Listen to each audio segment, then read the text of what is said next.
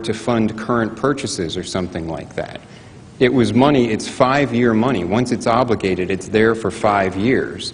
And it usually takes quite a bit of time to spend all of it.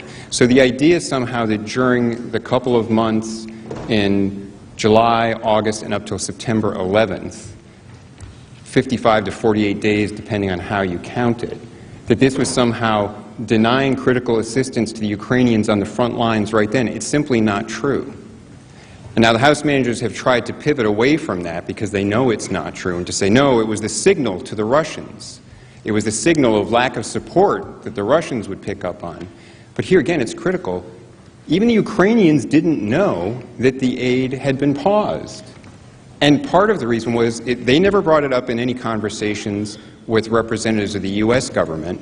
And as Ambassador Volker testified, representatives of the U.S. government didn't bring it up to them because they didn't want anyone to know. They didn't want to put out any signal that might be perceived by the Russians or by the Ukrainians as any sign of lack of support.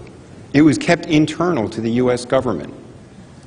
They've pointed to some emails that someone at the Department of Defense or Department of State, Laura Cooper, received from unnamed embassy staffers suggesting that there was a question about the aid. But her testimony was she couldn't even remember what the question really was, and she didn't want to speculate. There's not evidence that any decision makers in the Ukraine government knew about the pause. And just the other day, another article came out, I believe it was from at the time, the Foreign Minister Daniluk, explaining that when the Politico article was published on August 28th, there was panic in Kiev because it was the first time they realized there was any pause on the aid. So that was not something that was providing any signal either to the Ukrainians or the Russians because it wasn't known. It was 2 weeks later, after it became public, that the aid was released. The testimony in the record is that the pause was not significant. It was future money, not for current purchases, and it was released before the end of the fiscal year. They point out that some of it wasn't out the door by the end of the fiscal year.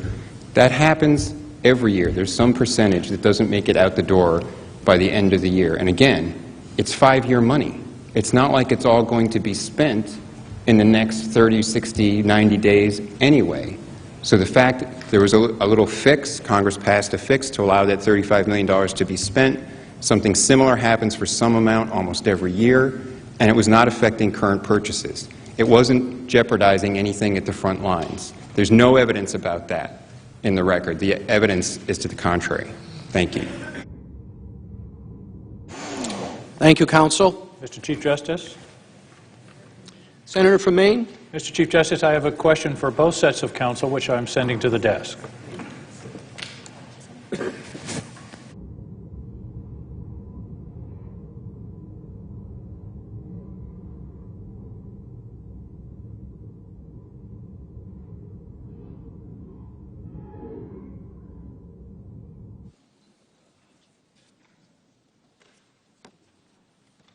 The question from Senator King is for both counsel to the President and the House managers. President Trump's former Chief of Staff, General John Kelly, has reportedly said, quote, "I believe John Bolton," end quote, and suggests Bolton should testify, saying, quote, "If there are people that could contribute to this, either innocence or guilt, I think they should be heard," end quote. Do you agree with General Kelly that they should be heard? I think, counsel for the President, it's your turn to go first.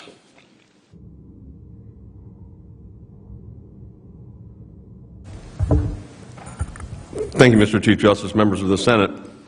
This was a bit of a topic that I discussed yesterday, and that was the information that came out in the New York Times piece about what is purportedly in a book by Ambassador Bolton. Now, as I've said, the idea that a manuscript that's not in the book, there's not a quote from the manuscript in the book, this is a perception of what the statement might be.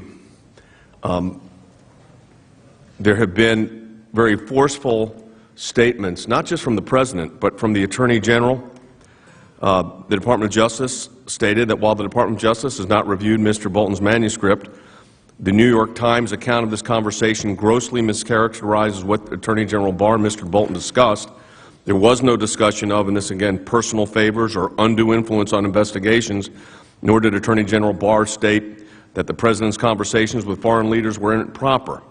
So again, that goes to some of the allegations that were in the article. The Vice President said the same thing. He said, in every conversation with the President and Vice President in preparation for our trip to Poland, the President consistently expressed his frustration that the United States was bearing the lion's share of responsibility. There's also an interview that Ambassador Bolton had given, I think in August, about the conversation where he said it was a perfectly appropriate conversation. I think that information's publicly available now. So again, to move that into a change in proceeding, so to speak, I think is not correct. The evidence that has already been presented, an accusation that if you get into witnesses, I'll do this very briefly, if we get down the road on the witness issues, let's be clear, it should not be, I certainly can't dictate to this body, it should certainly not be, though, that the House managers get John Bolton and the President's lawyers get no witnesses. We would expect if they're going to get witnesses, we will get witnesses, and those witnesses would then, but all of that, just to be clear, changes the nature and scope of the proceedings. They didn't ask for it before. Thank you, counsel.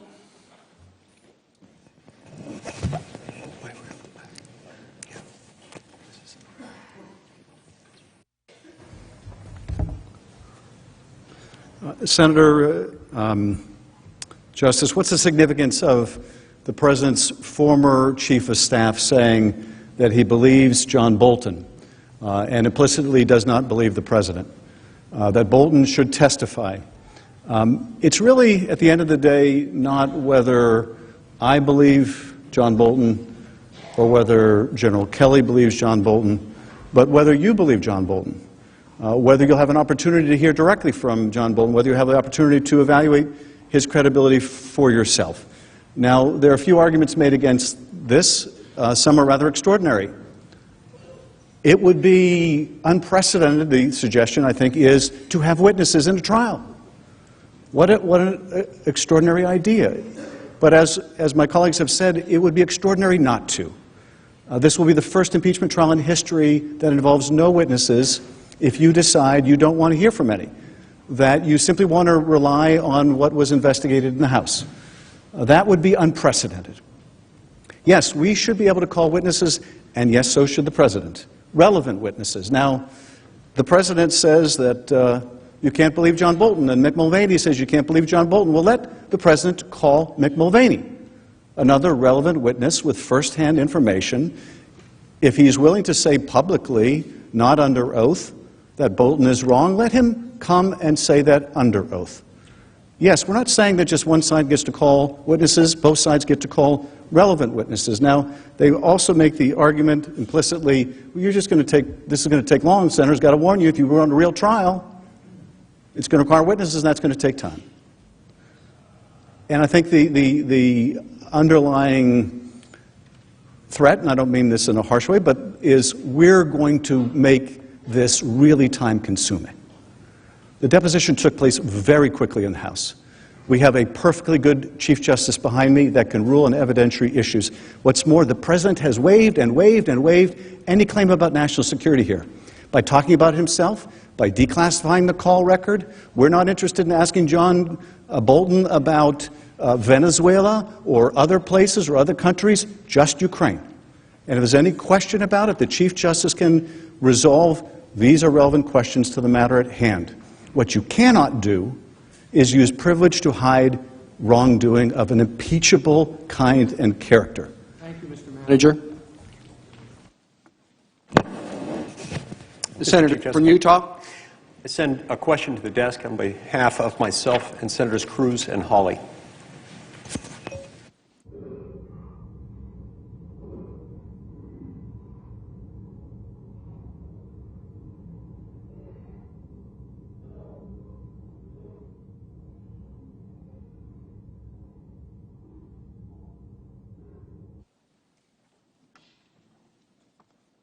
The question is directed to counsel for the President. Is it true that Sean Misko, Abigail Grace, and the alleged whistleblower were employed by or detailed to the National Security Council during the same time period between January 20, 2017 and the present? Do you have reason to believe that they knew each other?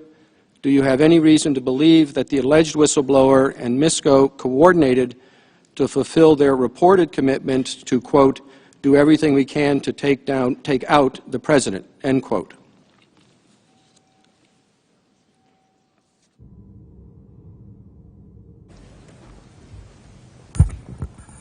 Mr. Chief Justice, Senators, the only knowledge that I have of this comes from public reports. I gather that there is a news report in some publication that suggests a name for the whistleblower, suggests where he worked, that he worked at that time while detailed the NSC staff for then Vice President Biden, and that there were others who worked there. We have no knowledge of that other than what's in those public reports, and I don't want to get into speculating about that. It is something that, to an unknown extent, may have been addressed in the testimony of the Inspector General of the intelligence community before Chairman Schiff's committees, but that testimony, contacts with the whistleblower, contacts between members of Manager Schiff's staff and the whistleblower are shrouded in secrecy to this day. We don't know what the testimony of the ICIG was. It remains secret. It has not been forwarded. We don't know what Manager Schiff's staff's contact with the whistleblower have been and what connections there are there. It's something that would seem to be relevant since the whistleblower started this entire inquiry, but I can't make any representations that we have particular knowledge of the facts suggested in the question. We know that there was a public report suggesting connections and prior working relationships between certain people. Not something that I can comment on other than to say that there's a report there. We don't know what the ICIG discussed.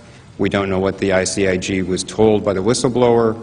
Other public reports about inaccuracies in the whistleblower's report to the ICIG. We don't know the testimony on that.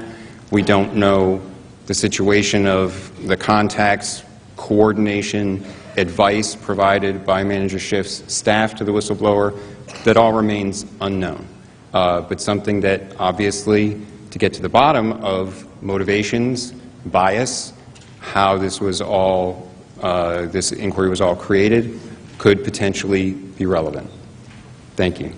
Thank you, counsel. The senator from New Mexico. Mr. Chief Justice, I send a question to the desk for the President's counsel.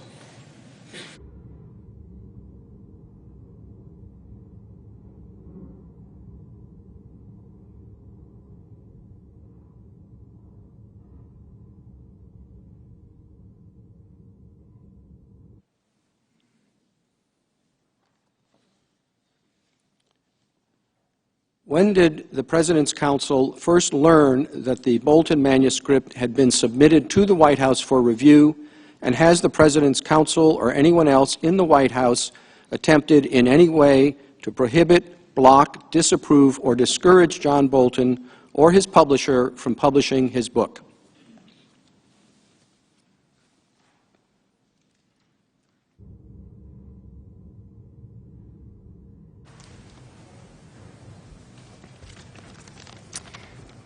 Thank you, Mr. Chief Justice, and thank you, Senator, for the question. At some point, I don't know off the top of my head the exact date. The manuscript had been submitted to the NSC for review. It is with career NSC staff for review. The White House counsel's office was notified that it was there. The NSC has released a statement explaining that it has not been reviewed by anyone outside NSC staff. In terms of the second part of the question, has there been any attempt to prevent its publication or to block its publication? I think that there was some misinformation put out into the public realm earlier today, and I can read for you a relatively short letter that was sent from NSC staff to Charles Cooper, who is the attorney for Mr. Bolton, on January 23rd, which was last week, which says, "Dear Mr. Cooper, thank you for speaking yesterday by telephone. As we discussed, the National Security Council Access Management Directorate has been provided the manuscript submitted by your client, former Assistant to President John Bolton, for pre-publication review. Based on our preliminary review, the manuscript appears to contain significant amounts of classified information. It also appears that some of this classified information is at the top secret level, which is defined by Executive Order 13526 as information that, quote, reasonably could be expected to cause exceptionally grave harm to the national security of the United States if disclosed without authorization. Under federal law and the non-disclosure agreements your client signed as a condition for gaining access to classified information, the manuscript may not be published or otherwise disclosed without the deletion of this classified information. The manuscript remains under review in order for us to do our best to assist your client by identifying the classified information within the manuscript, while at the same time ensuring the publication does not harm the national security of the United States. We will do our best to work with you to ensure your client's ability to tell his story in a manner that protects U.S. national security. We will be in touch with you shortly with additional, more detailed guidance regarding next steps that should enable you to revise the manuscript and move forward as expeditiously as possible. Sincerely, and then the signature of the career official." So it is with the NSC doing their pre-publication review. Through his lawyer, Ambassador Bolton was notified that the manuscript he submitted contains a significant amount of classified information, including at the top secret level, so that in its current form it can't be published, but that they will be working with him as expeditiously as possible to provide guidance so it can be revised and so that he can tell his story. And that was the letter from the NSC that went out. Thank you. Thank you, counsel. Mr. Chief Justice. The senator from Iowa. Mr. Chief Justice, I send a question to the desk on behalf of myself and Senators Burr, McSally, Daines, Moran, Young, and Sass.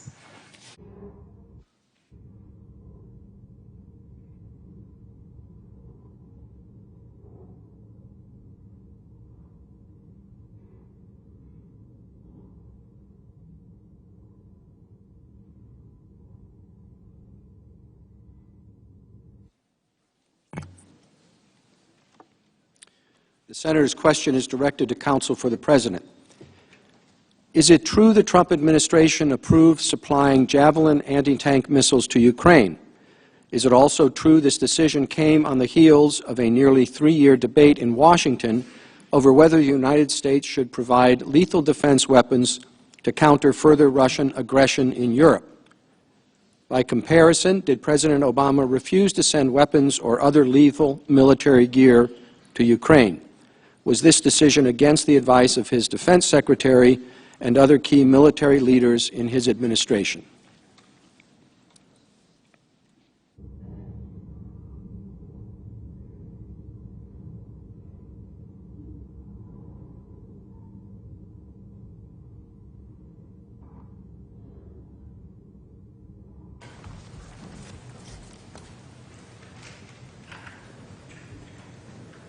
Mr. Chief Justice, thank you, Senators, for the question. Yes, the Trump administration made the decision to provide Javelin anti-tank missiles, and there was a significant debate about that for some time. Authorization had been granted by Congress, and many of you voted for that statutory authorization during the Obama administration to provide lethal assistance to Ukraine. But the Obama administration decided not to provide that. It was only the Trump administration that made that lethal assistance available. And there was a significant amount of testimony in the House proceedings that President Trump's policy towards Ukraine was actually stronger. Ambassador Volker explained that America's policy toward Ukraine has been strengthened under President Trump, and that each step along the way in the decisions that got to the Javelin missiles being provided was made by President Trump. It is something that has substantially strengthened our relationship with Ukraine and strengthened their ability to resist Russian aggression. Ambassador Yovanovitch said that President Trump's decision to provide lethal weapons meant that our policy actually got stronger over the last 3 years, and she called it very significant. And another point to make in relation to this is, again, that the temporary pause that took place over the summer, is something that the Ukrainian Deputy Defense Minister described as being so short that they didn't even notice it. So President Trump's policies across the board have been stronger than the prior administrations in providing defensive capability, lethal defensive capability, to the Ukrainians. And I think that that's significant. The specific part of the question, Senators, whether it was contrary to the advice of the President's Defense Secretary and others, I believe that that is accurate. It was against the advice of the Secretary of Defense. It was President Trump's decision to provide this lethal assistance, and that has been made public in the past. Thank you. Thank you, Counsel.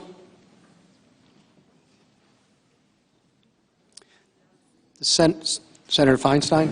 Thank you, Mr. Chief Justice. I send a question to the desk on behalf of Senator Carper, Coons, Hirono, Leahy, Tester, Udall, to the House managers, and on behalf of myself. Thank you.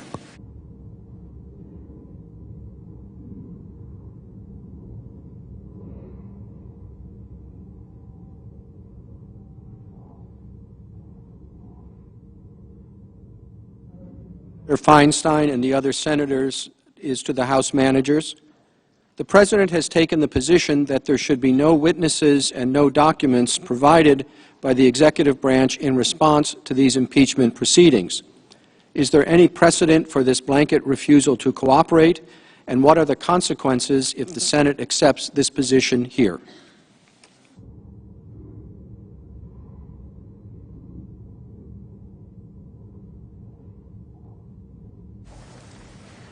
Mr. Chief Justice and Senators, President Trump has taken really an extreme measure to hide this evidence from Congress. No president has ever issued an order to direct a witness to refuse to cooperate in an impeachment inquiry before this. Despite his famous attempts to conceal the most damaging evidence against him, even President Nixon allowed senior officials to testify under oath. Not only did he allow them, he told them to go to Congress voluntarily and answer all relevant questions truthfully.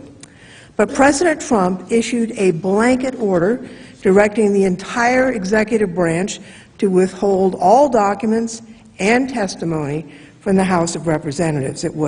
This order was categorical, it was indiscriminate, unprecedented.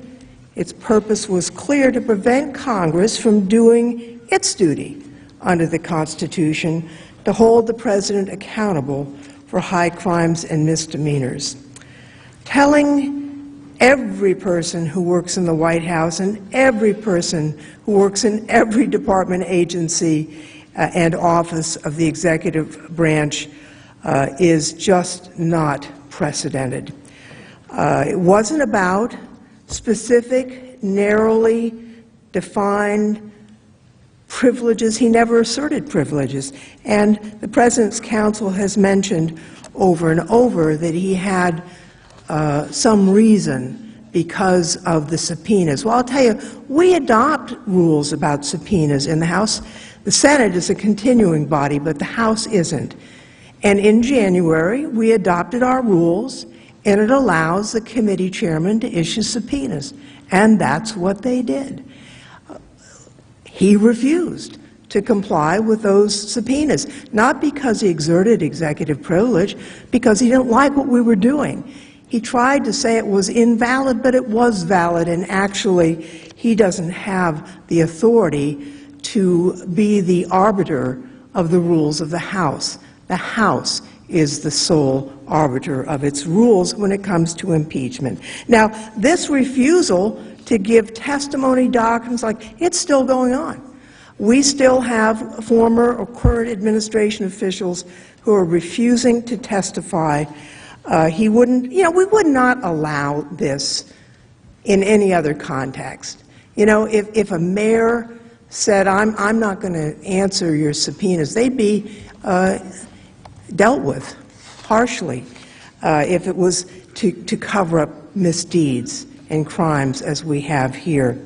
So mayors have actually gone to jail for doing that.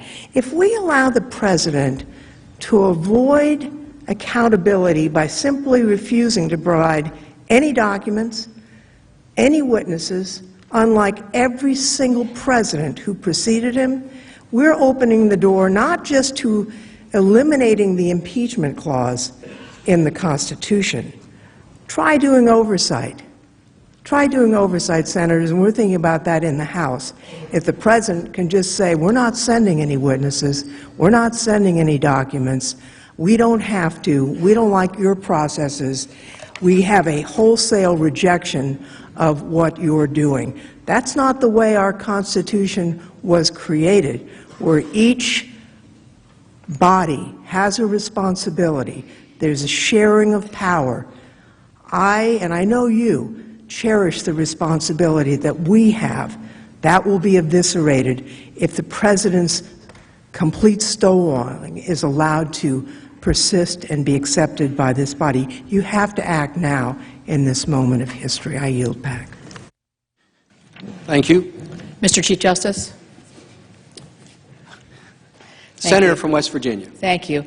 I send a question to the desk for the President's Counsel.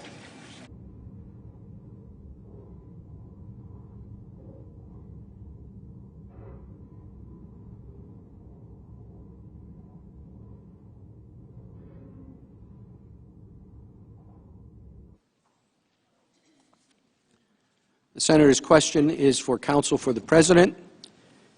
You said that Ukrainian officials didn't know about the pause on aid until August 28, 2019, when it was reported in Politico. But didn't Laura Cooper, the Deputy Assistant Secretary of Defense for Russia, say that members of her staff received queries about the aid from the Ukrainian embassy on July 25? Does that mean that Ukrainian officials knew about the hold on aid earlier than the Politico article?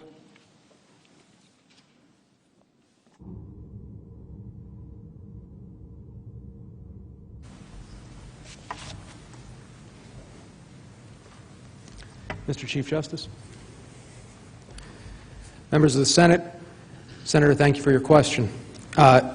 It does not mean that.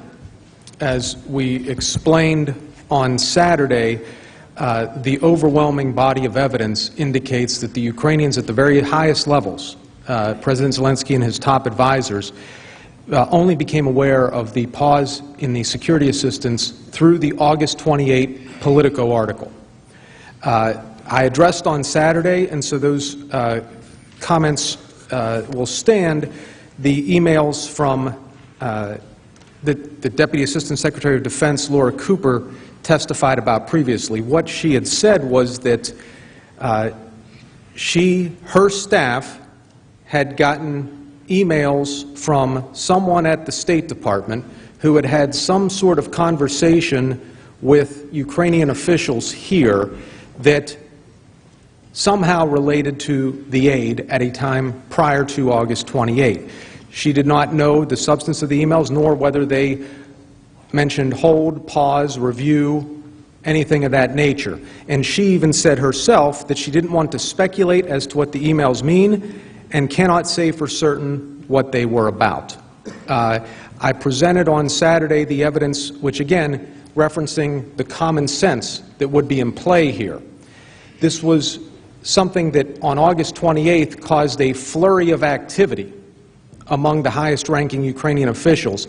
Never before did they raise any questions at any of the meetings they had with the high-ranking U.S. officials through July and August. There were meetings on July 9, July 10, July 25 call, July 26, and August 27. At none of those meetings was the pause on aid revealed or inquired about. However, as soon as the Politico article came out, on August 28th, within hours of that Politico article coming out, Mr. Yermak texted the article to Ambassador Volker and asked to speak with him. That's consistent with someone finding out about it for the first time. The Ukrainians have also made statements that they learned about it for the first time, and then Mr. Philbin just referenced an article that came out yesterday in the Daily Beast, which was an interview with Mr. Daniluk, who was at the time a very high-ranking defense official with the Ukrainians. And this is interesting. And I'm going to read this article because I think it's important, and I suggest it to the Senate if they wish to have something to consider further on this. Daniluk said he first found out that the U.S. was withholding aid to Ukraine by reading Politico's article published August 28. U.S. officials and Ukrainian diplomats, including the country's foreign minister, Elena Zerkal, have said publicly that Kiev was aware that there were problems as early as July. And that's the article that they've mentioned in the statement that the House members have mentioned. Here's Mr. Daniluk. I was really surprised and shocked because just a couple of days prior to that, I actually had a meeting with John Bolton. Actually, I had several meetings with him, and we had extensive discussions. The last thing I'd expected to read was an article about military aid being frozen, Daniluk said. After that, I was trying to get the truth. Was it true or not true? Daniluk said that it was a panic inside the Zelensky administration after the initial news broke, saying Zelensky was convinced there had been some sort of mistake. That's President Zelensky. Daniluk put in calls to the National Security Council and asked other officials in Washington what to make of the news, again on August 28th, or right after August 28th. The next time we met in September, it was in Poland for the commemoration of the beginning of the Second World War, the Warsaw meeting we've discussed previously. Daniluk said, adding that he met with Bolton on the sidelines of the commemoration. I had my suspicions. There was a special situation with one of our defense companies that were acquired by the Chinese, and the U.S. was concerned about this. Bolton actually made the public comments about this as well. So somehow I linked this to things and tried to understand, okay, maybe this could be related to this. So not only did they not know until August 28th, when they did find out, they didn't link it to any investigations. Where's the quid pro quo? If this is such the forefront of their minds, such pressure on them that the Ukrainians have to do these investigations to get the aid, when the aid was held up, they didn't think it was connected to the investigations. Thank you, counsel. Thank you, Mr. Chief. The senator from Maryland. Mr. Chief Justice, I have a question on behalf of Senator Baldwin and myself I sent to the desk.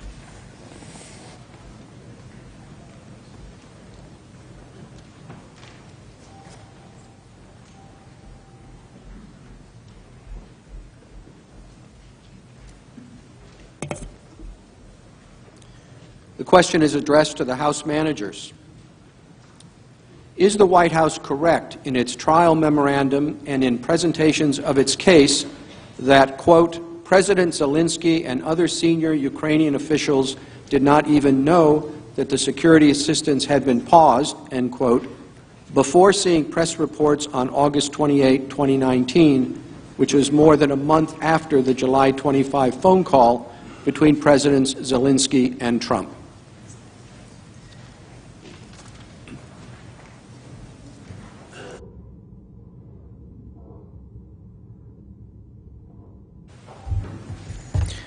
Thank you, Chief Justice and Senators, for the question. The answer is no. The evidence does not show that.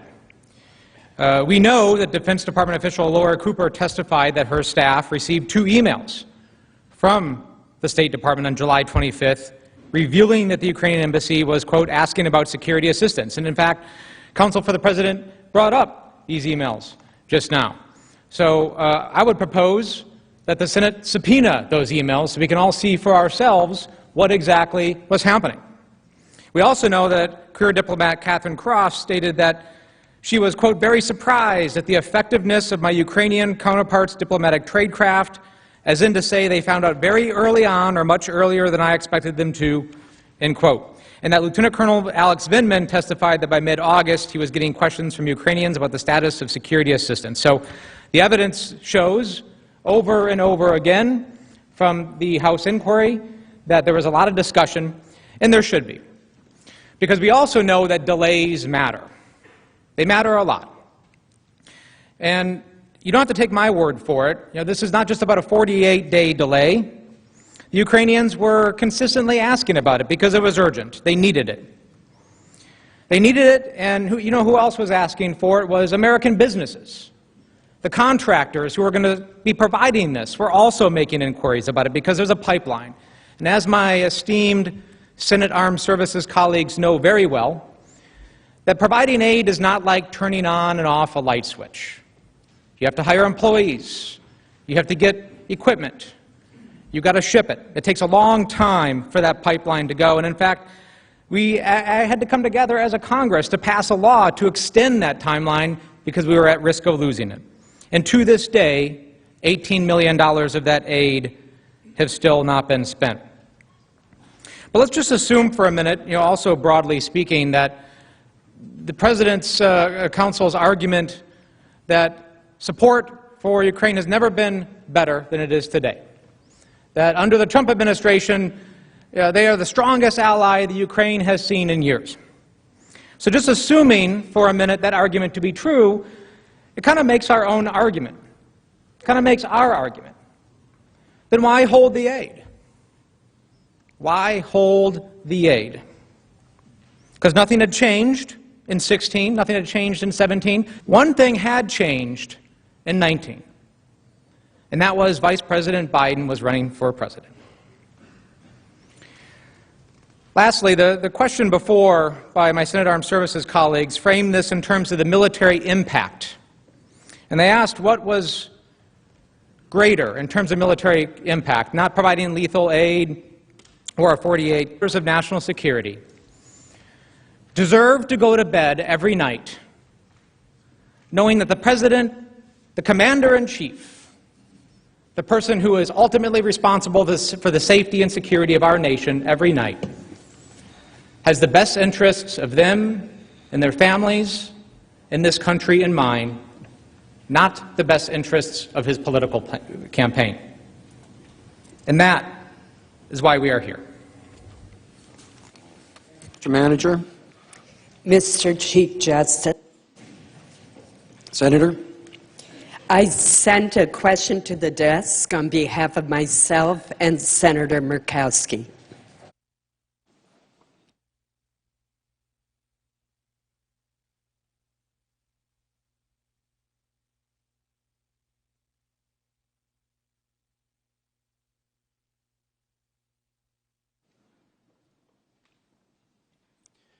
The question is to counsel for the President. Witnesses testified before the House that President Trump consistently expressed the view that Ukraine was a corrupt country. Before Vice President Biden formally entered the 2020 presidential race in April 2019, did President Trump ever mention Joe or Hunter Biden in connection with corruption in Ukraine to former Ukrainian President Poroshenko or other Ukrainian officials, President Trump's cabinet members or top aides or others? If so, what did the President say to whom and when?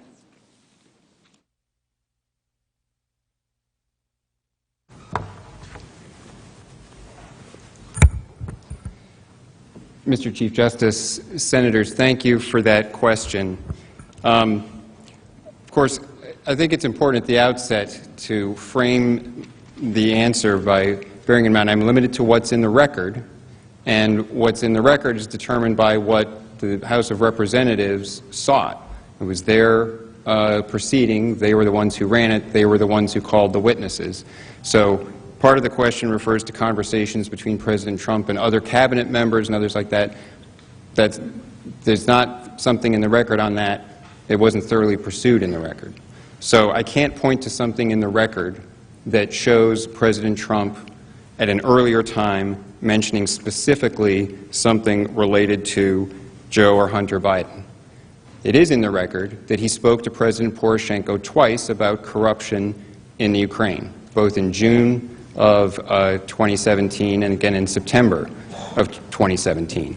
But there is other information publicly available and in the record that I think is important for understanding the timeline and understanding why it was that the information related to the Bidens and the Burisma affair came up when it did. So one important piece of information to bear in mind is President Poroshenko was the person that Joe Biden himself, on the tapes we've seen, went to have the prosecutor fired. So as long as President Poroshenko was still in charge in Ukraine, he was the person that Joe Biden had spoken to get the prosecutor Shokin fired when Shokin was looking into, according to public reports, looking into Burisma. As long as he was still the president in Ukraine, questioned the utility of raising an incident in which he was the one who was taking the direction from Vice President Biden to fire the prosecutor. So when you have an election in April of 2019, and you have a new president, President Zelensky, who is run on an anti-corruption platform, and there is a question, is he really going to change things? Is there going to be something new in the Ukraine? It opens up an opportunity to start looking really at anti-corruption issues and raising questions. Now, the other important thing to understand in the timeline is that we've heard a lot about Rudy Giuliani, the president's private lawyer, and what was he interested in Ukraine, and what was his role? Well, as we know, it's been made public, Mr. Giuliani, as the president's private lawyer, had been asking a lot of questions in the Ukraine dating back to the fall of 2018. And in November 2018, he said publicly he was given some tips about things to look into. He gave a dossier to the State Department in March of this year. Remember, Vice President Biden announces his candidacy in April 25th. In March, Rudy Giuliani gave documents to the State Department, including interview notes from interviews he conducted both with Shokin and with Yuri Lutsenko, who was also a prosecutor in the Ukraine. And those interview notes are from January 23rd and January 25th, 2019, so months before Vice President Biden announced any candidacy. And it goes through in these interview notes, Shokin explaining that he was removed at the request of Mr. Joseph Biden, the Vice President. And it explains that he had been investigating Burisma and that Hunter was on the board. And it raises all of the questions about that. So it was Mr. Giuliani who had been, as Jane Raskin explained the other day as counsel for the president here, Mr. Giuliani, as counsel for the president, is looking into what went on in Ukraine. Is there anything related to 2016? Are there other things related there? And he's given this information, tips about this, and starts pursuing that as well. And he's digging into that in January of 2019. We know that Mr. Giuliani is the president's private counsel. I can't represent specific conversations they had. They would be privileged. But we do know from testimony that the president said in a May 23rd Oval Office meeting with respect to Ukraine, talk to Rudy. Rudy knows about Ukraine. So the president, it seems from that, gets information from Mr. Giuliani. Months before Vice President Biden announced his candidacy, Mr. Giuliani is looking into this issue, interviewing people and getting information about it. In addition, in March of 2019, articles began to be published. Then 3 articles were published by ABC, by The New Yorker, and by The Washington Post before the July 25th call. Washington Post on July 22nd, 3 days before the call, has an article specifically about the Bidens and Burisma. That's what makes it suddenly current, relevant, probably to be in someone's mind. So that's the timeline. Mr. Chief Justice. Senator from California. Thank you. I sent a question to the desk on behalf of Senator Patty Murray and myself.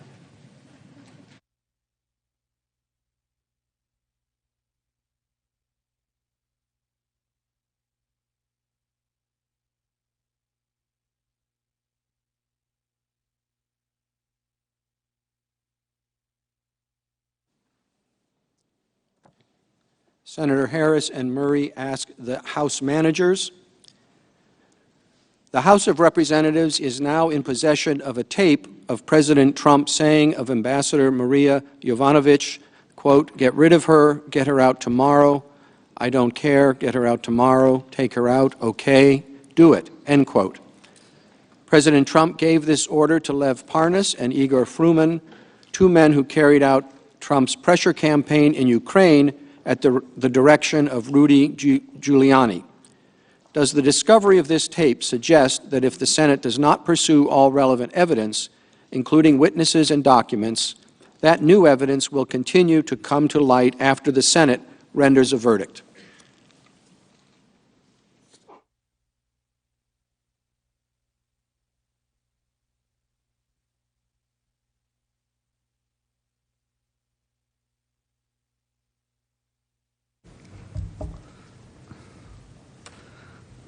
The answer is yes. What we have seen really over the last several weeks since the passage of the articles in the House of Representatives is every week, indeed sometimes every day, there is new information coming to light.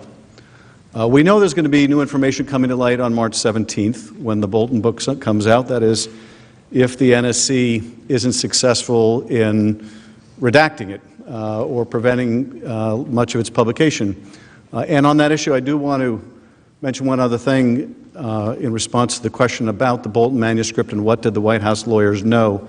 Because I listened very carefully to the answer to that question, and maybe you listened more carefully than I did. What I thought I heard them say in the answer to that question, what did they know about the manuscript and when did they know it? Their statement was very precisely worded. The NSC unit reviewing the book did not share the manuscript. Well, that's a different question than whether the White House lawyers found out what's in it. Because you don't have to circulate the manuscript to have someone walk over to the White House and say, you do not want John Bolton to testify. Let me tell you, you do not want John Bolton to testify. You don't need to read his manuscript because I can tell you what's in it. So the denial was a very carefully worded one. I don't know what the White House lawyers knew and when they knew it, but they did represent to you repeatedly that the President never told a witness that he was freezing the aid to get Ukraine to do these investigations. And we know that's not true. You know that from the witnesses we've already heard from, but we also know, at least if the reporting is correct, and you should find out if it is, that John Bolton tells a very different story. So there are going to continue to be revelations, and members of this body on both sides of the aisle are going to have to answer a question each time it does, why didn't you want to know that when it would have helped inform your decision? In every other trial in the land, you call witnesses to find out what you can. Again, we're not a court of appeals here. We are the trial court. We're not confined to the record below. There is no below. Counsel says, in answer to the senator's question about whether Donald Trump ever brought up the Hunter Biden problem with President Poroshenko in the past, and says, well, we're confined to the record before us. You're not confined to the record in the House, nor is the President. The President could call witnesses if they existed. There's nothing to prevent them from saying, as a matter of fact, tomorrow we're going to call such and such, and they're going to testify that indeed Donald Trump brought up Hunter Biden to President Poroshenko. There's nothing prohibiting them from doing that. But at the end of the day, we are going to continue to see new evidence come out all the time. But among the most significant evidence, we know what that's going to be. And the effort to suggest that, well, because this president was stronger on javelins than his predecessor, when we know from the July 25th call, the moment that Zelensky brings up the javelins, what's the very next thing the president says? He wants a favor. The question is, why did he stop the aid? Why did he stop the aid this year and no prior year? Was it merely a coincidence? Are we to believe it was merely a coincidence that it was the year that Joe Biden was running for president? Are we to believe that of all the companies and all the land, of all the gin joints and all the land in Ukraine, that it was just Hunter Biden walking into this one? That was the reason why that he was interested in Burisma, was just a coincidence that involved the son of his opponent. But look, more and more is coming out. Let's make sure that you learn whatever you feel you need to know to render a judgment now, when it can inform your decision, and not later. Thank you, Mr. Manager. Mr. Chief Justice, The senator from Nebraska. I send a question to the desk on behalf of myself, Senator Crapo, and Senator Risch. Thank you.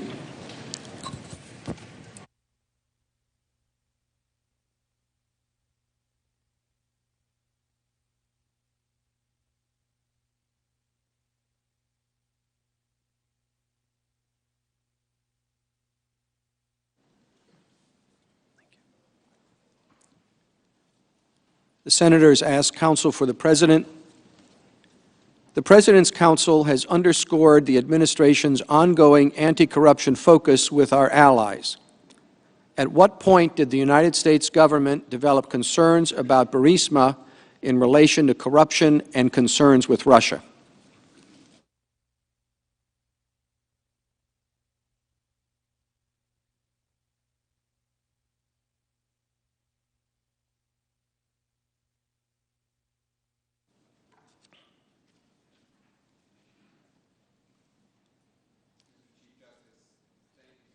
That question, and I think it bears on the answer that I was last giving to the last question.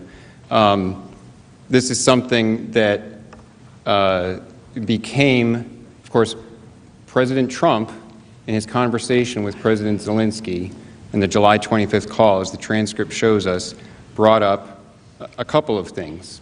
He brought up burden sharing specifically, and he raised the issue of corruption in two specifics.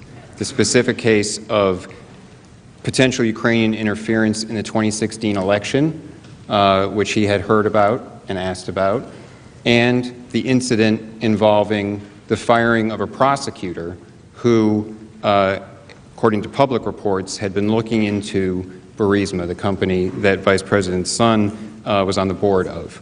And that was the President's way of pinpointing specific issues related to corruption. So when did it become part of the President's concern, those issues related to corruption in Ukraine? Of course, we have the evidence that everyone in the government, Fiona Hill testified to this, thought that anti-corruption was a major issue for U.S. policy with respect to Ukraine. When there was a new president elected in April, President Zelensky, that brought the possibility of reform to the forefront. Then we know that the President was receiving information from his private attorney, Rudy Giuliani. And he spoke in the Oval Office of, Rudy knows about the Ukraine. You guys go talk to him, because he was explaining to the delegation that had just returned from the inauguration for the President, for President Zelensky, that he had concerns about Ukraine because they're all corrupt. And he kept saying, it's a corrupt country, I don't know. They tried to get me in the election. So it draws again, and there's his specific experience with Ukrainian corruption, because he knew from the public reports, as in the Politico article that has been referenced many times, the Politico article in January of 2017 explained a laundry list of Ukrainian government officials who had been out there attempting to assist the Hillary Clinton campaign and spread misinformation or bad information, or assist in digging up dirt on members of the Trump campaign. Mr. Giuliani had been investigating things related to Ukraine in 2016 and was led to the information about the Burisma situation and Vice President Biden having the prosecutor fired. So that was in January that he had these interviews. He turned over to the State Department in March. And then there were a series also of public articles published. John Solomon in The Hill published an article in March. Rudy Giuliani tweeted about it in March. There was an ABC story in June. There was a two-part New Yorker story about Biden's in Burisma in July. Then July 22nd, the Washington Post had an article and explained specifically on just July 22nd, this is 3 days before the July 25th call, the Washington Post reported that Mr. Shokin, the prosecutor, quote, believed his ouster was because of his interest in the company, end quote, referring to Burisma. And he said that, quote, had he remained in his post, he would have questioned Hunter Biden, end quote. So I think it is a reasonable inference that as there were these articles being published in close proximity to the time, this was information that was available to the President, and it became available to him as something that was a specific example of potentially serious corruption. And remember, everyone who testified, who was asked about it, does it seem like there's an appearance of a conflict of interest? Does it seem like that's fishy? Everyone testified below, yes, there's at least an appearance of a conflict of interest there. And I think it was after the information had come to Mr. Giuliani, long before Vice President Biden had announced his candidacy, that it came to the attention of the President and became something worth raising because, again, President Poroshenko is the one who fired the prosecutor. While he's still the President, it's not really as much of an opportunity or possibility of raising that. And so I think it was in that time frame, along that arc of the timing, that it came to the President's attention, and that's why it was raised in that timing. Thank you. Mr. Chief Justice. The Senator from Connecticut. Thank you, Mr. Chief Justice. I have a question for the counsel for the President. Thank you.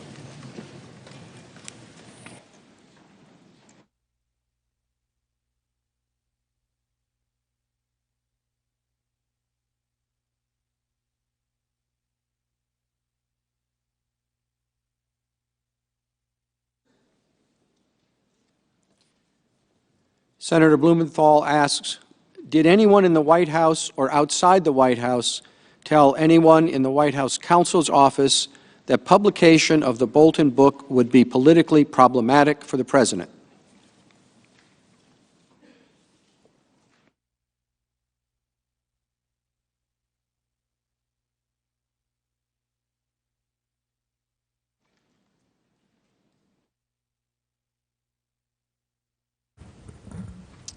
Thank you, Mr. Chief Justice. Thank you, Senator, for the question.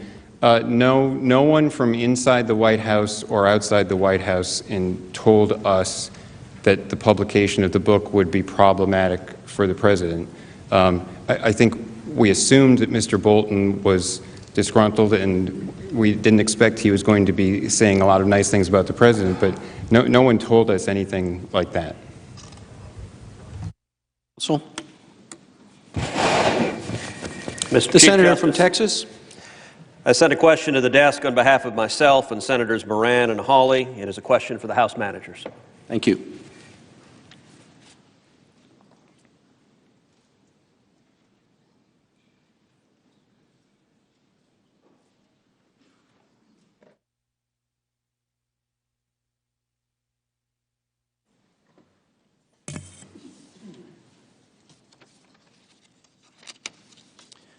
The question from the Senators to the House managers. An August 26, 2019 letter from the Intelligence Community Inspector General to the Director of National Intelligence discussing the so-called whistleblower stated that the Inspector General identified some indicia of an arguable political bias on the part of the complainant in favor of a rival political candidate. Multiple media outlets reported that this likely referred to the whistleblower's work with Joe Biden. Did the so-called whistleblower work at any point for or with Joe Biden? If so, did he work for or with Joe Biden on issues involving Ukraine? And did he assist in any material way with the quid pro quo in which then Vice President Biden has admitted to conditioning loan guarantees to Ukraine on the firing of the prosecutor investigating Burisma?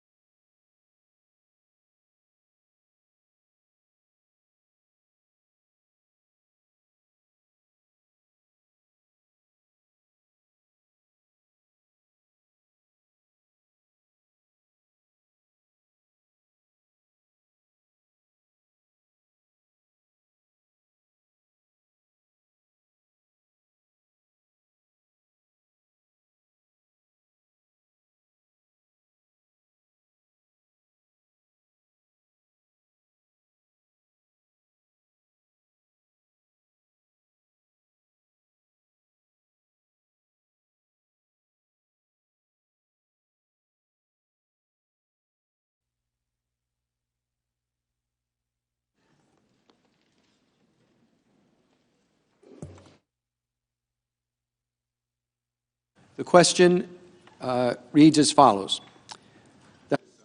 Question to the desk for both the counsel for the President and the House managers. Thank you. Access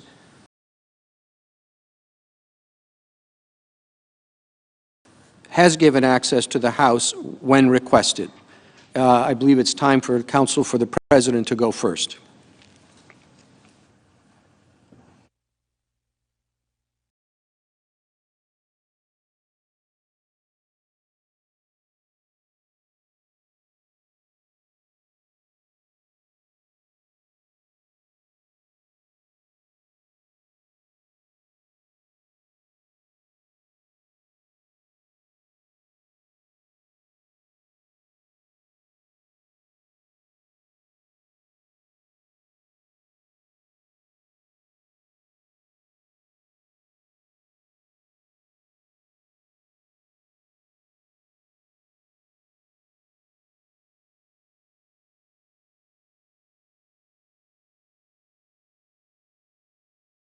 All the subpoenas up until October 31st were not validly authorized.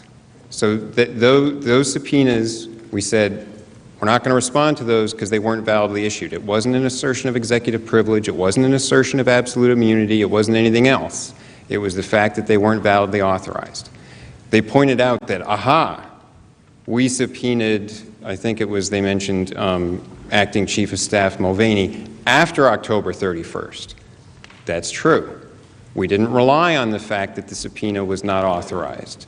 We pointed out the doctrine of the absolute immunity of senior advisors to the President. This is not some blanket absolute immunity for the entire executive branch. It doesn't apply to all of the subpoenas they issued. As we explained in our brief, it applies to 3. There were 3 people they subpoenaed as witnesses that was on this basis alone that the President declined to make them available. Acting Chief of Staff Mulvaney, the legal advisor to the National Security Council, John Eisenberg, and the Deputy National Security Advisor, Mr. Kupperman, I believe, but it's in our brief. It was those 3 who had immunity. A doctrine asserted by every president since Nixon. Then there was a different problem with some of the subpoenas. Some of the other witnesses who were not senior advisors to the President did not assert that they had absolute immunity. Instead, those subpoenas refused to allow those executive branch personnel to have executive branch counsel accompany them. And there's an OLC opinion, it's been published, it's online, it's cited in our trial memorandum saying that it is unconstitutional to refuse to allow the executive branch personnel to have the assistance of executive branch counsel to protect privileged information during the questioning. And therefore it's not valid to force them to appear without that. Thank you, counsel. Thank you.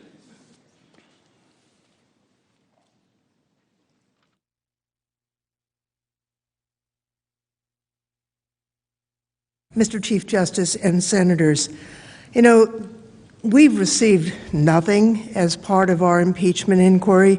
It's worth pointing out that the House committees that subpoenaed before the House vote had standing authority under the House rules, and they were the Oversight Committee, which has, under its standard authority, to investigate any matter at any time, as well as the Foreign Affairs Committee. They had the authority under the rules of the House adopted January 11th to issue subpoenas. They did, and they were defied. The idea of absolute immunity has never been upheld by any court, and it's really incomprehensible to think that somehow this concept of absolute immunity has lurked in hiding for centuries.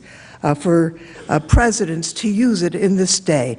It's, when you think of the 2 cases, the Myers case and the McGahn case, courts completely rejected the idea of absolute immunity. On slide 38, if you could, there is a decision recently made in the McCann case, and here's what it says. Stated simply, the primary takeaway from the past 250 years of recorded American history is that presidents are not kings. That's the judge's words, not mine. Compulsory appearance by dint of a subpoena is a legal construct, not a political one, and per the Constitution, no one is above the law. The President is not permitted by the Constitution or by the law to assert any kind of absolute immunity. That does not exist in America. And as the judges pointed out, that would be something that a king would assert. I'm not saying that, but I will say this. It's something our founders set up our checks and balances to prevent. Nobody has absolute power in our system of government, not the Senate and House, not the President, not the judiciary. This is unprecedented and just wrong as a matter of law and as a matter of the Constitution. Thank you. Thank you. Mr. Justice. Senator from Georgia. Thank you, Mr. Chief Justice. I send a question to the desk for both the Counsel of the President and the House managers on behalf of Senator Cruz and myself. Thank you.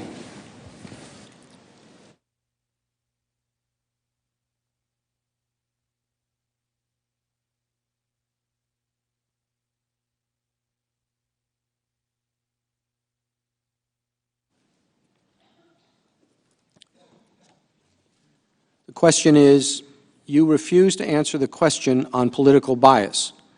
Are the House managers refusing to tell the Senate whether or not the so-called whistleblower had an actual conflict of interest? There are 7 billion people on planet Earth. Almost all had no involvement in Biden's quid pro quo. Are the House managers unwilling to say whether the so-called whistleblower was a fact witness who directly participated in and could face criminal or civil liability for Joe Biden's demanding Ukraine fire the prosecutor who was investigating Burisma? And why did you refuse to transmit to the Senate the Inspector General transcript? Which side is, it's addressed to both sides. I think perhaps the House managers could go first.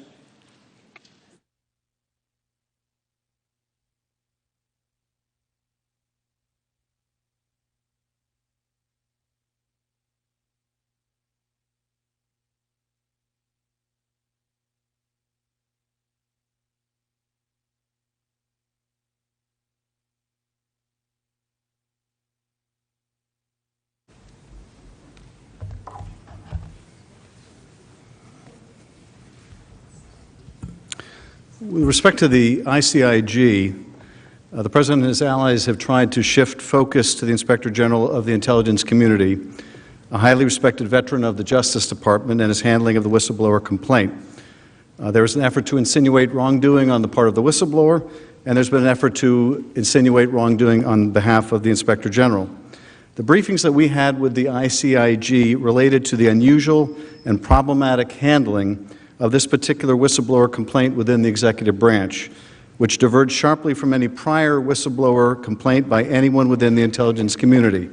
The Intelligence Committee is continuing its ongoing oversight to determine why and how this complaint was initially concealed from the committee in violation of the law. ICIG Michael Atkinson continues to serve admirably and independently as he is supposed to do. Like the Senate Intelligence Committee, the House Intelligence Committee does not release the transcripts of its engagements with Inspector Generals on sensitive matters, because doing so risks undercutting an important mechanism for the committee to conduct oversight. The transcripts remain properly classified in conformity with IC requirements to protect sensitive information. The ICIG made every effort to protect the whistleblower's identity and briefed us with the expectation that it would not be made public, and we are trying to honor that expectation. With respect to allegations of bias on the part of the whistleblower, let me just refer you to the conclusion of the Inspector General, which is, after examining the whistleblower's background, any potential allegations of any bias, the whistleblower drew two conclusions. The whistleblower was credible, meaning that whatever issue, perceived or real, the Inspector General found that whistleblower credible. The Inspector General also found that the whistleblower's complaint was urgent and that it needed to be provided to Congress. The Inspector General further found that it was withheld from Congress in violation of the law, in violation of the statute, and for that, he is being attacked. Now, counsel for the President rely on an opinion of the Office of Legal Counsel as its justification for violating the Whistleblower Protection Act and not transmitting the complaint to Congress. Thank you, Mr. Manager.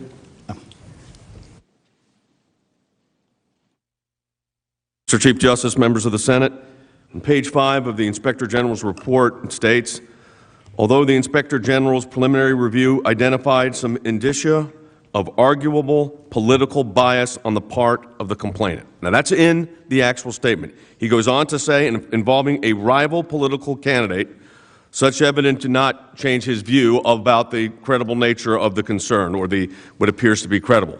But to argue that it does not include an issue of political bias, the Inspector General himself says that that's, in fact, at least that they said that their preliminary reviews indicate some political bias. Now, there's been reports in the media that the individual may have worked for Joe Biden when he was vice president. He may have had some area under his watch involving Ukraine. But I also thought it was just interesting that managership just talked about the importance of how they control the process as it relates to whistleblower reports because of the sensitive nature of those.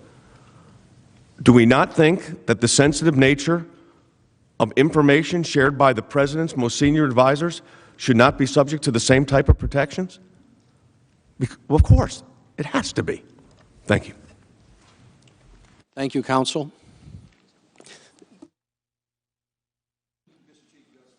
Send a question to the desk for both the President's counsel and the House managers. Thank you.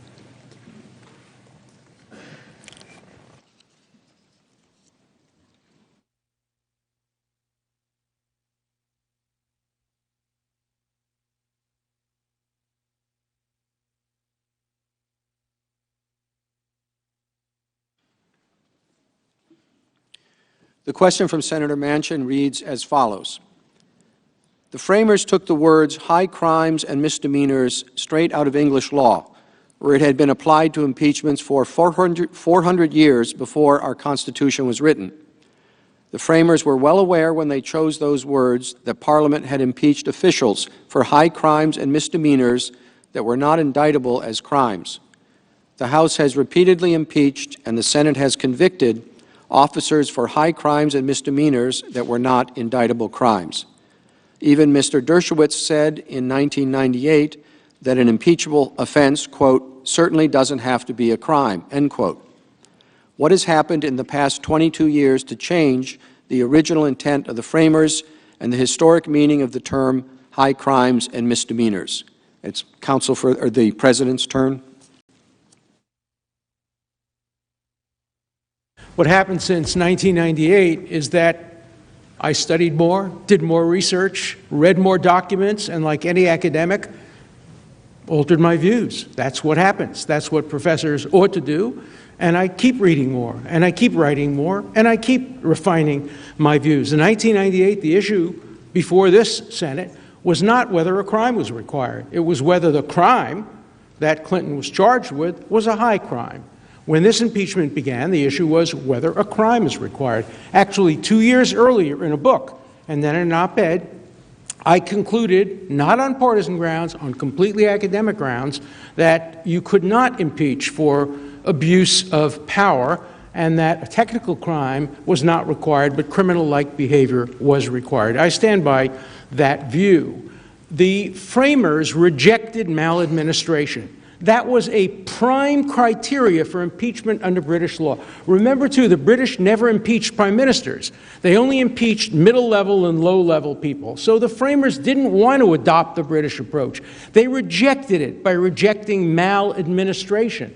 And what's a metaphor or what's a synonym for maladministration? Abuse of power. And when they rejected maladministration, they rejected abuse of power.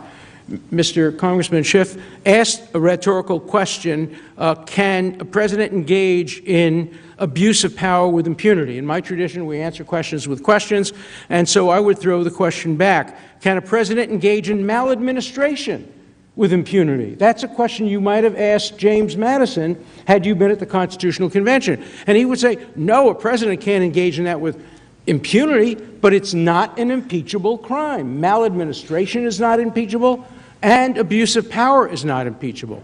The issue is not whether a crime is required. The issue is whether abuse of power is a permissible constitutional criteria, and the answer from the history is clearly, unequivocally no. If that had ever been put to the framers, they would have rejected it with the same certainty they rejected maladministration. Thank you.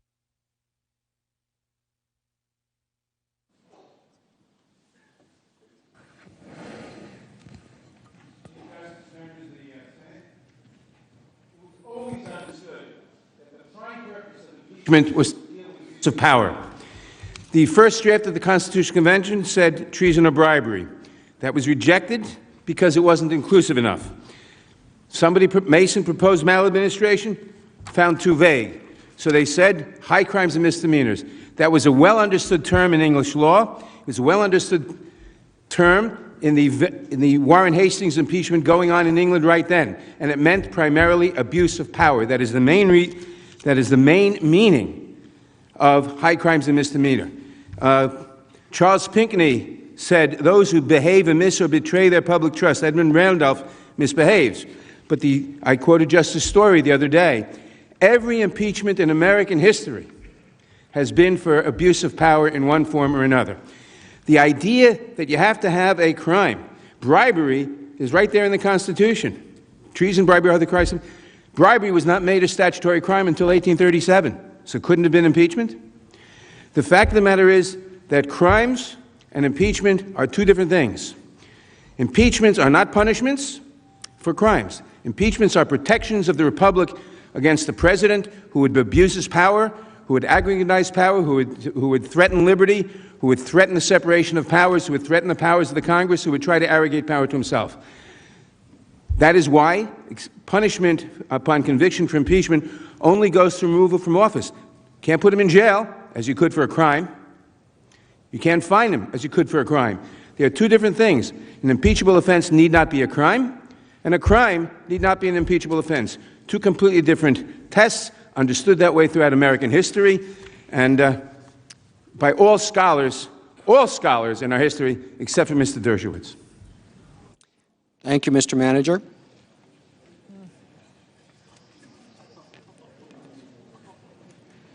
The senator from North Carolina. Mr. Chief Justice, I send a question to the desk for the counsel of the President.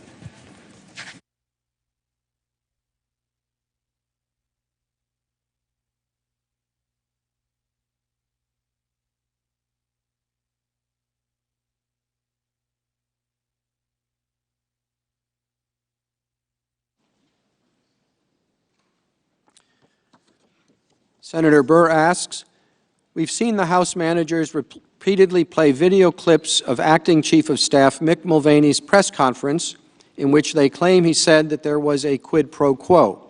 How do you respond to the House managers' allegation that Mr. Mulvaney supported their claims in his press conference?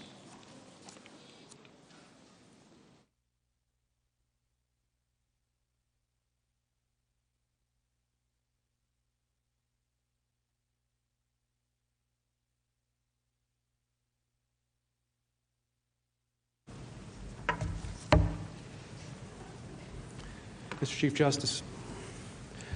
Members of the Senate, Senator, thank you for the question. We respond as Mr. Philbin did earlier today with that, which is Mr. Mulvaney has issued two statements, one after his press conference and then one Monday after the New York Times article concerning Mr. Bolton's alleged statements in his manuscript. So I think the easiest thing is just to read them, to understand what he said and to put it into context for everyone in the chamber. This is the day of the press conference. Once again, the media has decided to misconstrue my comments to advance a biased and political witch hunt against President Trump. Let me be clear. There was absolutely no quid pro quo between Ukrainian military aid and any investigation into the 2016 election. The President never told me to withhold any money until the Ukrainians did anything related to the server. The only reasons we were holding the money was because of concern about lack of support from other nations and concerns over corruption. Multiple times during the more than 30-minute briefing, where I took over 25 questions, I referred to President Trump's interest in rooting out corruption in Ukraine and ensuring taxpayer dollars are spent responsibly and appropriately. There was never any connection between the funds and the Ukrainians doing anything with the server. This was made explicitly obvious by the fact that the aid money was delivered without any action on the part of the Ukrainians regarding the server. There was never any condition on the flow of the aid related to the matter of the DNC server. Then, on January 27th, which was Monday, there was a statement from Bob Driscoll, who is Mr. Mulvaney's attorney. And I'll read it in its full. The latest story from the New York Times, coordinated with a book launch, has more to do with publicity than the truth. John Bolton never informed Mick Mulvaney of any concerns surrounding Bolton's purported August conversation with the President. Nor did Mr. Mulvaney ever have a conversation with the President or anyone else indicating that Ukrainian military aid was withheld in exchange for a Ukrainian investigation of Burisma, the Bidens, or the 2016 election. Furthermore, Mr. Mulvaney has no recollection of any conversation with Mr. Giuliani resembling that reportedly described in Mr. Bolton's manuscript, as it was Mr. Mulvaney's practice to excuse himself from conversations between the President and his personal counsel to preserve any attorney-client privilege. So I wanted to read those statements in full so that everyone had the full context. Even after Mr. Philbin referenced the statement after the press conference, the House managers again came back and said Mr. Mulvaney indicated or admitted there was a quid pro quo. That's not true. If Mr. Mulvaney misspoke or if the words were garbled, he corrected it that day and has been very clear. Thank you. Thank you, Mr. Chief Justice. So, Mr. Chief Justice. the senator from Maryland. Mr. Chief Justice, I send a question to the desk for the President's counsel and the House managers.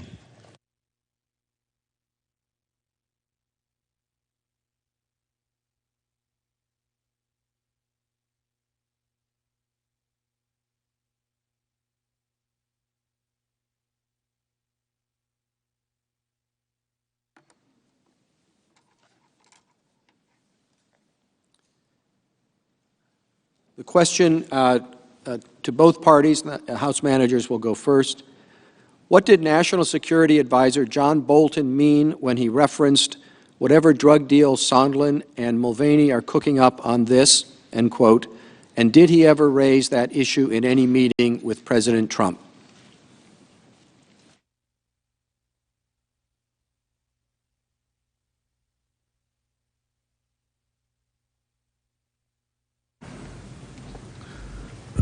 Mr. Chief Justice, Senators, when John Bolton, and this is according to Dr. Hill's testimony, brought up the drug deal, it was in the context of a July 10th meeting at the White House. There were two meetings that day. There was a meeting that Ambassador Bolton was present for, and then there was a follow-on meeting after Ambassador Bolton abruptly ended the first meeting.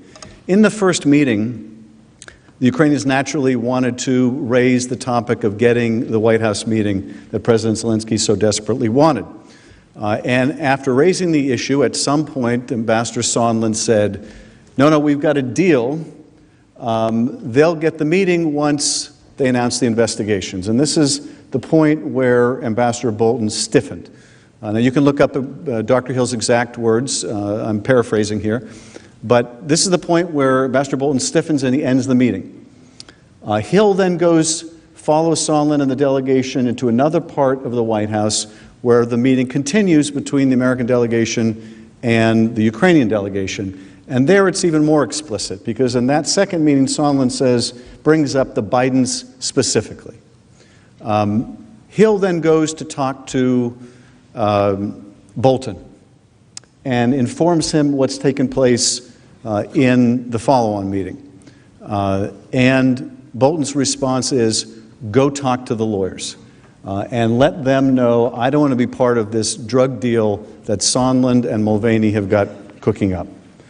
So at that point, that specific conversation is a reference to the quid pro quo over the White House meeting. Now, we know, of course, from other documents and testimony about the quid pro quo about the White House meeting and all the efforts by Giuliani to make sure that the specific investigations are mentioned in order to make this happen.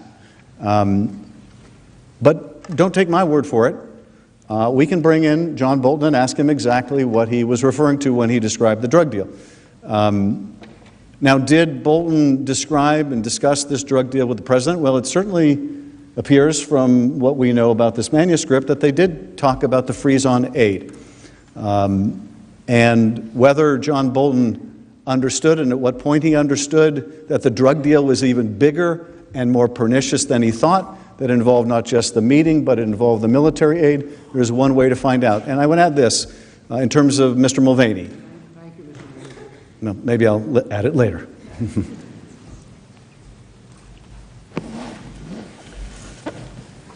Mr. Chief Justice. As 2.5 minutes.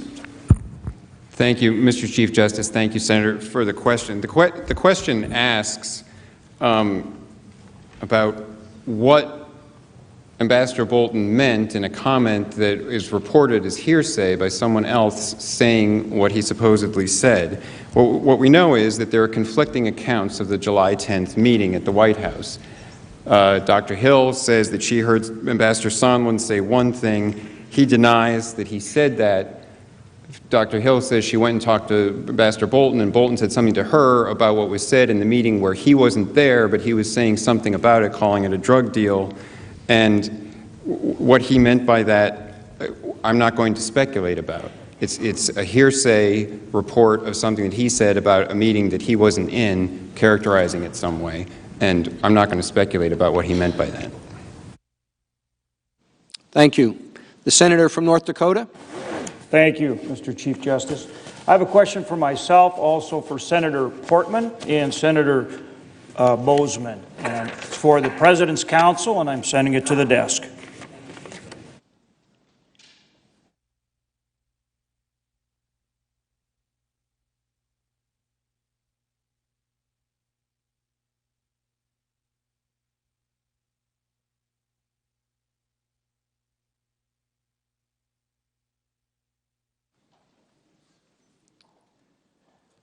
The question from the senators is as follows. In September of 2019, the security assistance aid was released to Ukraine. Yet the House managers continue to argue that President Trump conditioned the aid on an investigation of the Bidens. Did the Ukrainian president or his government ultimately meet any of the alleged requirements in order to receive the aid?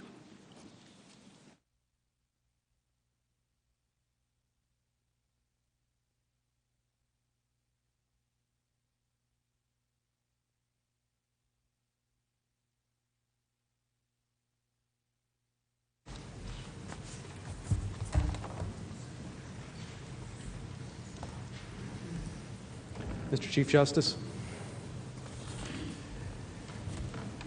Thanks, Senator, for the question. And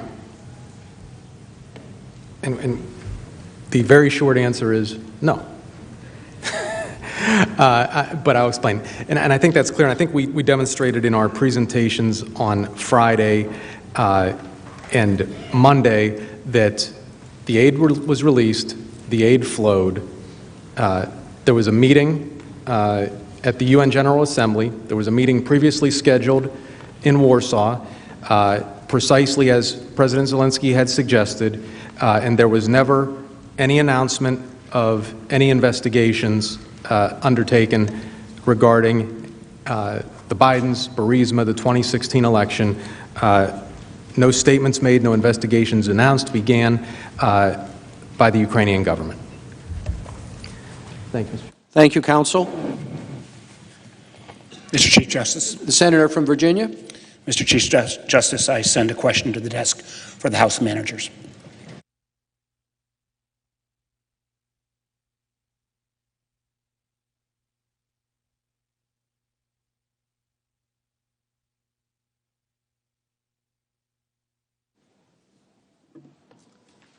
The question is, do you know about additional information related to Russia disseminating President Trump's or Rudolph Giuliani's conspiracy theories? Should the Senate have this information before we deliberate on the articles of impeachment?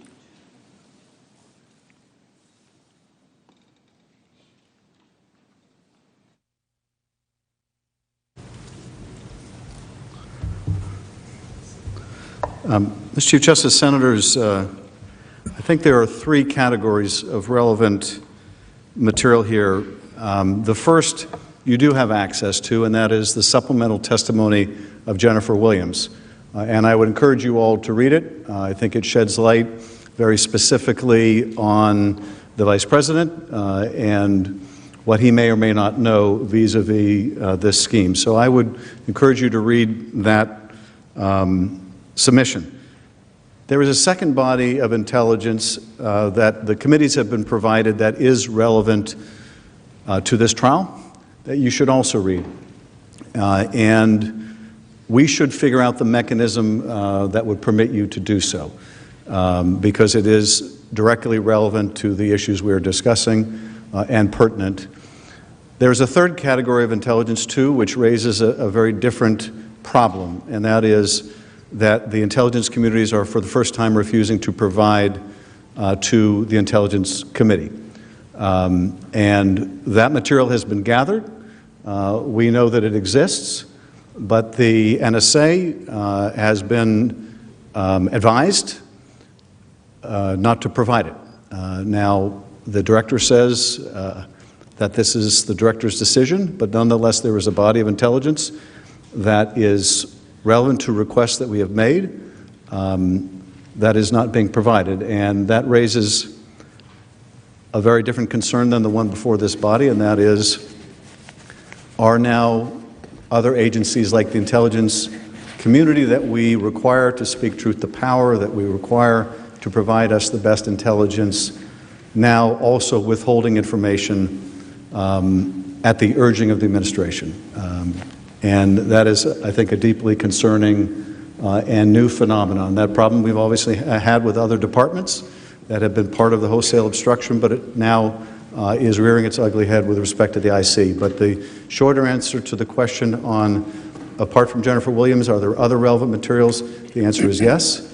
And I would encourage that you and we work together to find out how you might access them. Thank you, Mr. Manager.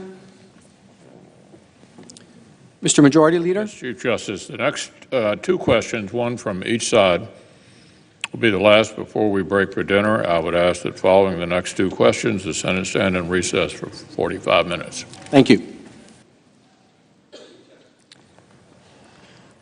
Senator from Alabama. I send a question to the desk. Thank you.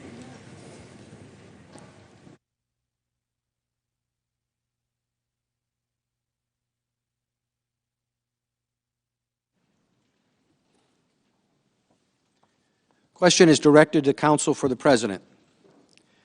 How does the non-criminal abuse of power standard advanced by the House managers differ from maladministration, an impeachment standard rejected by the framers?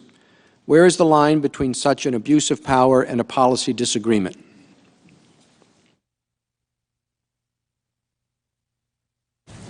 Thank you very much for that question, because that question, I think, hits the key to the issue that's before you today.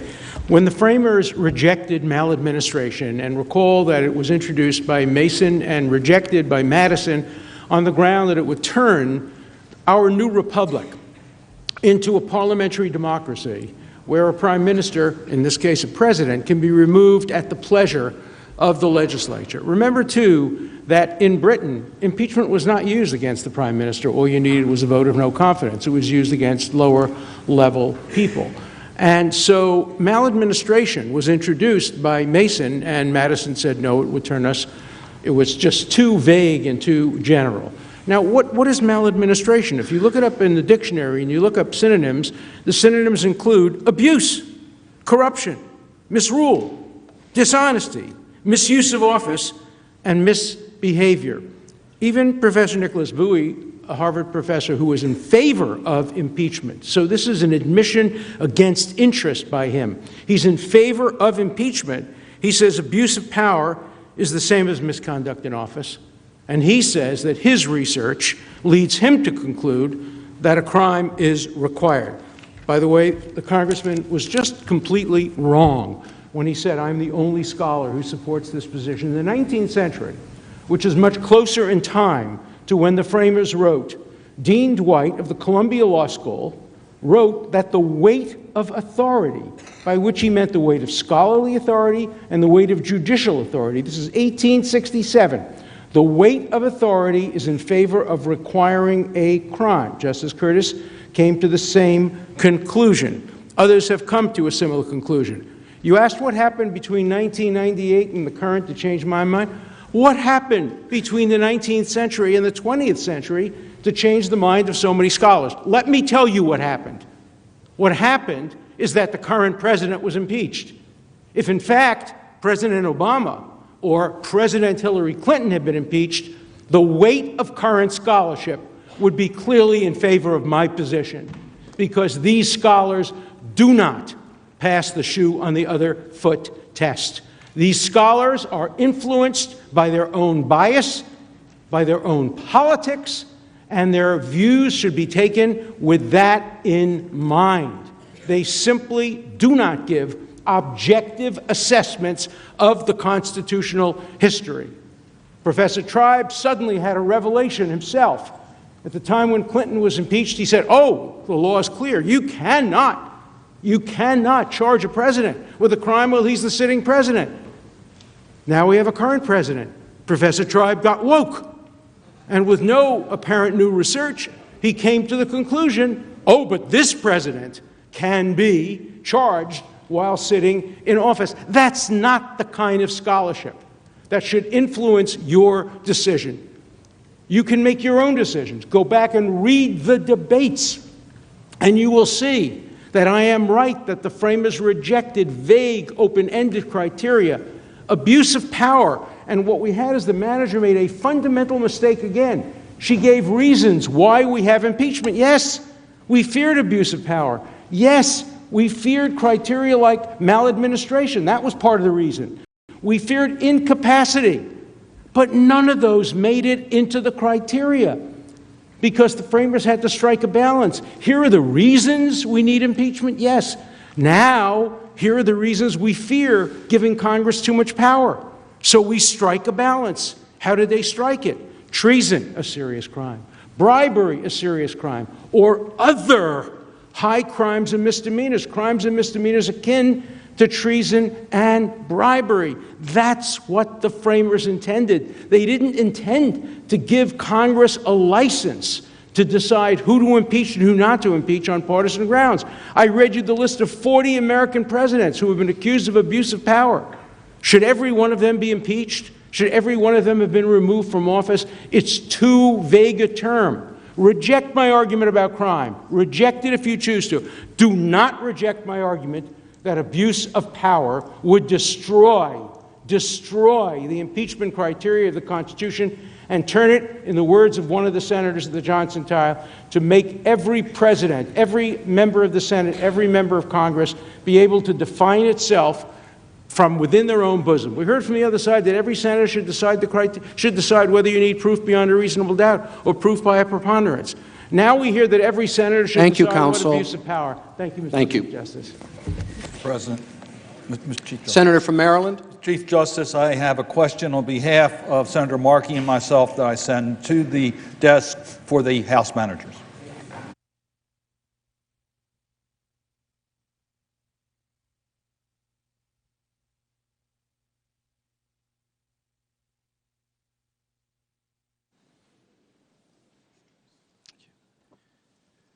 The question is as follows. Supreme Court Justice Byron White, in a concurring opinion in Nixon versus United States, 1993, acknowledged that the Senate, quote, has very wide discretion in specifying impeachment trial procedures, end quote, but stated that the Senate, quote, would abuse its discretion, end quote, if it were to, quote, insist on a procedure that could not be deemed a trial by reasonable judges, end quote. If the Senate does not allow for additional evidence and the testimony of key witnesses with firsthand knowledge of President Trump's actions and intentions, would a reasonable judge conclude these proceedings constitute a constitutionally fair trial?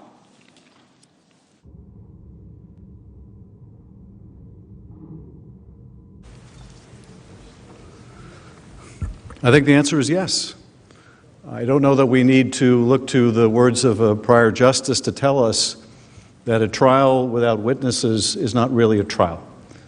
It's certainly not a fair trial if the House moves forward with impeachment and comes before the Senate and wants to call witnesses and wants to make its case and is told, thou shalt not call witnesses. That's not a fair trial.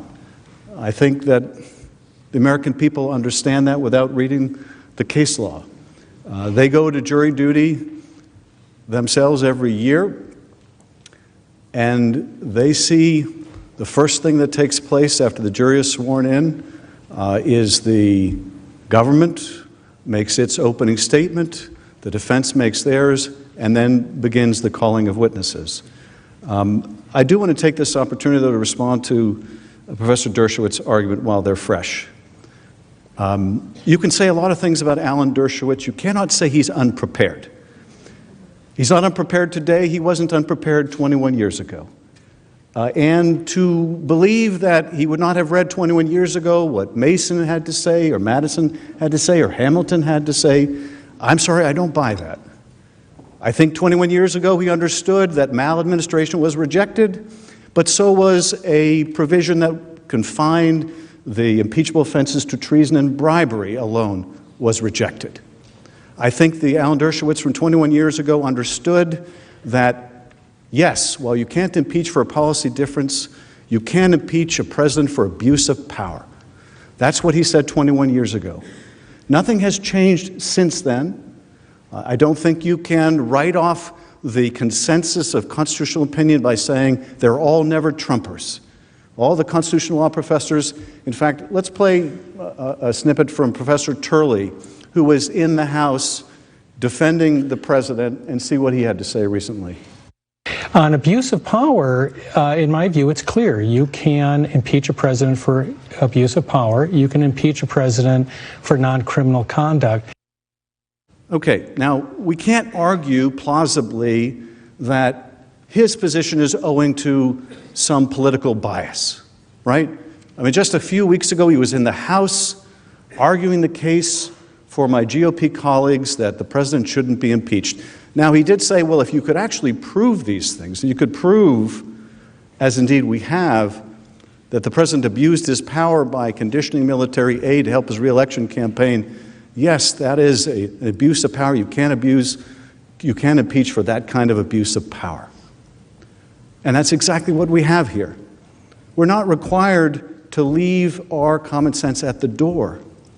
If we're to interpret the Constitution now as saying that a president can abuse their power, and I think the professor suggested before the break that he can abuse his power in a corrupt way to help his re-election, and you can't do anything about it. You can't do anything about it because if he views it as in his personal interest, that's just fine. He's allowed to do it.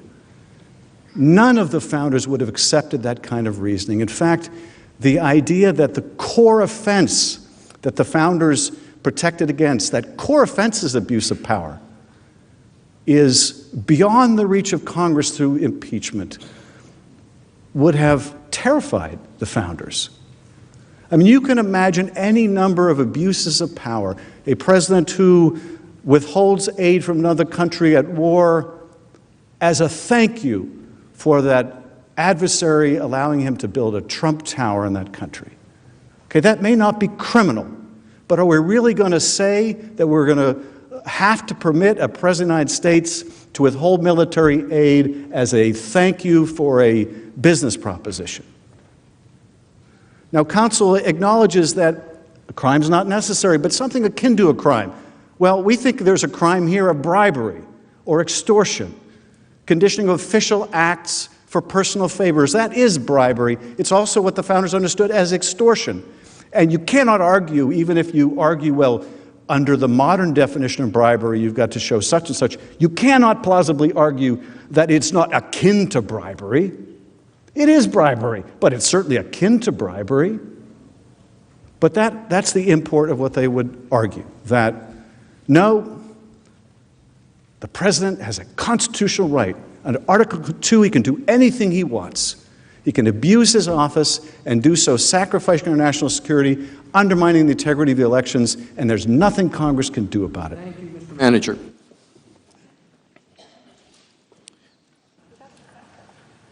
We're in recess.